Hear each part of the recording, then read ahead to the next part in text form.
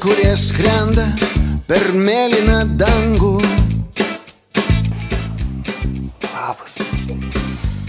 Ir tie, kur išdrįs. Kadangi sakė, kad jau filmuoju ir jau galiu kalbėti, tai labai džiaugiuosi, kad pagaliau pasirodė knyga labai smarkiai susijusi su Rapolu. Tiems, kas nežino, tai kai mes pirmą kartą su Rapolu susitikome, jisai sako, Tomai, aš turiu idėją naujai Tomo ir Tomo knygai. Ir jis man viską papasakojo, kad tai turi būti Japonijoje, kad turi dingti samurajaus kardas. Jau to turėsim parašyti. Gerai. Rapolas man padiktavo naujos knygos scenarijų. Rapolas pasiūlė, kad detektyvas Domas, vienas iš mano veikėjų, iškeliautų į Japoniją. Aš Rapolui pažadėjau, kad tą knygą parašysiu. O pažadus, kaip žinia, reikia tesėti, ypač kai turi tokių puikių, nuostabių, stiprių draugų kaip Rapolas. Čia ką turiu.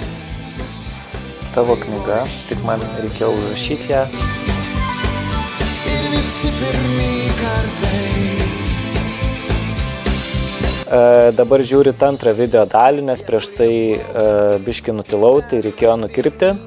Tai labai tikiuosi, kad tai buvo ne paskutinis mūsų su Rapolu bendradarbiavimas, kas liečia kūrybinius dalykus įvairiausius, ir laukite dar vienos knygos su Rapolo idėjomis ir su mano pirštais per klaviatūrą parašytos. Pasakiau kažkaip atvirkščiai iš kitos pusės, bet tikiuosi viską supratot.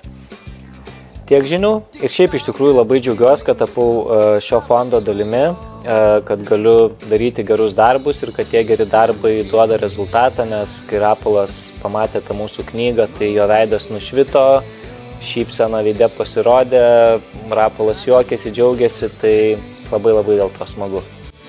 Alchemikų turtai, jūrų platybės.